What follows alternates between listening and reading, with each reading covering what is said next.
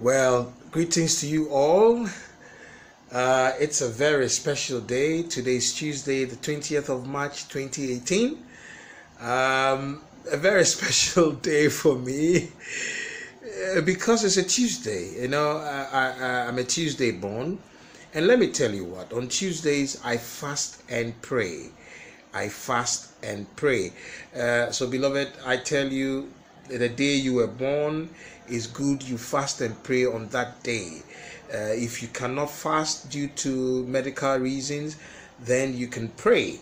If it's not due to medical reasons and because you love food, please, it's not advisable. At least set a day aside. If you don't remember the day, the particular day you were born, a lot of you out there don't remember the day you were born because it's not a normal practice. It's an African thing.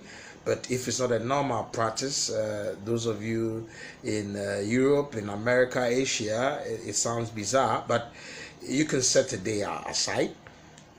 Choose every day of the week and devote that day for God, fast and pray. Hallelujah. I thank you all. The name is Brother Michael Smith. It's a very interesting day. It's a day of our Lord. Those of you who do not know who Brother Michael Smith is, you can check my previous broadcast and on YouTube, on Facebook, and then on the WhatsApp group people. I say, hey, how are you doing? It's Aneta Morel Grooms, a good musician friend of mine. How are you doing, Aneta? Also to you, Pastor Ronnie Graham. You guys are in the USA, chilling out there. Hey, Bob, how you doing, Bob G? I saw you training on your machine, and it's fun. But let me urge you to walk a little bit. Also, it's good to train on your treadmill, but it's advisable to walk because I walk a lot these days. Walking is very good. Keep yourself healthy. It's also part of Christianity, and it's part of loving God and loving yourself. Well, folks, today is going to be very short and brief, and it's a very sensitive topic that I'm going to treat. But I'll start with the Bible quotation. Is Proverbs 22 verse 6. It says, "Train up your child in the godly manner, in the way, so when he or she grow, that child will not depart from the training." You train the child in the fear of God and also train up the child properly. Discipline your children and entreat them to fear God first and foremost. I am treating this topic because, brethren, I think that the devil, Satan, is targeting the future.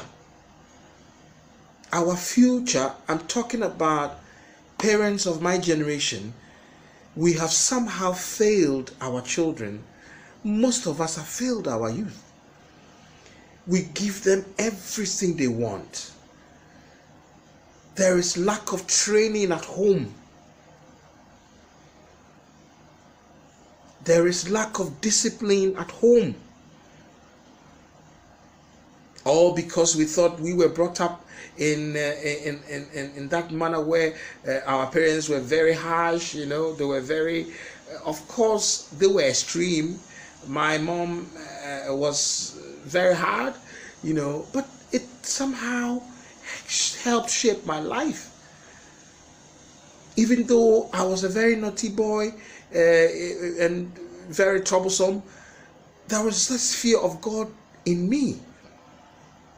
After all these years, I've come back and I am preaching the gospel.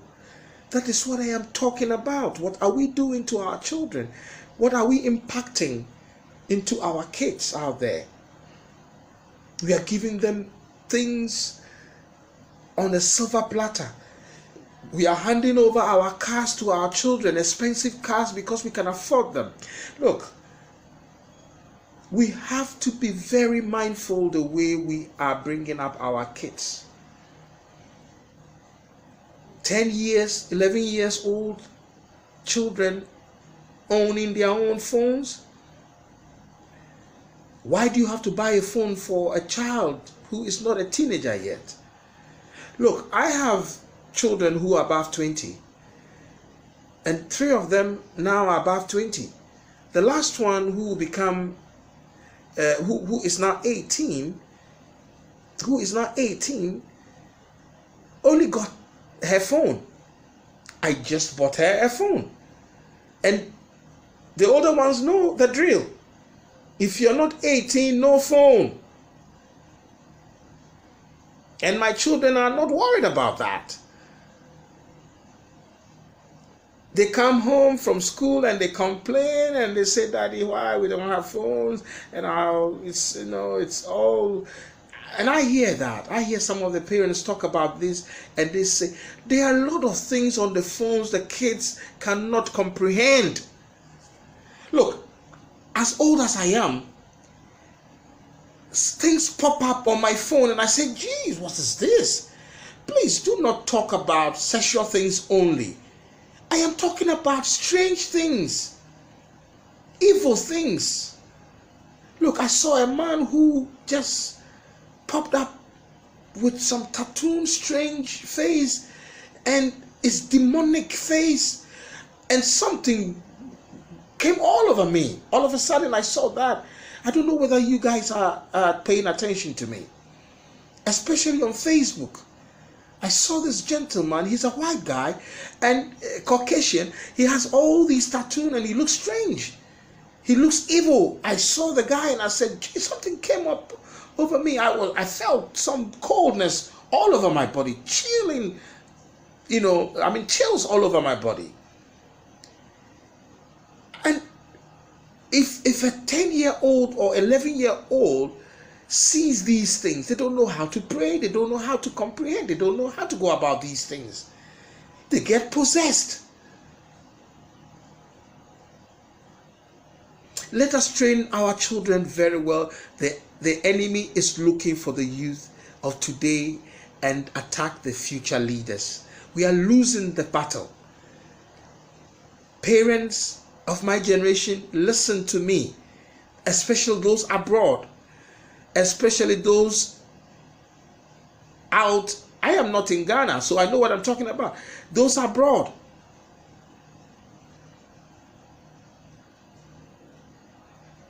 And parents are everywhere. Africa now, it's everywhere. A few years ago, I visited a friend's 10-year-old's birthday with my family. And my wife and I were there and we saw this boy being given a full roasted chicken. And all his friends were there, including my children. My children were young. And the other kids were sharing, and he was not sharing with anybody. So I called my friend and his wife and I said, what are you guys doing? What do you think you're doing? Because you can afford it? And they say, oh, well, we suffer. We never got this opportunity. I said, opportunity to have a full chicken as a 10-year-old child? You are even telling the child not to give. You are teaching him how he can be selfish.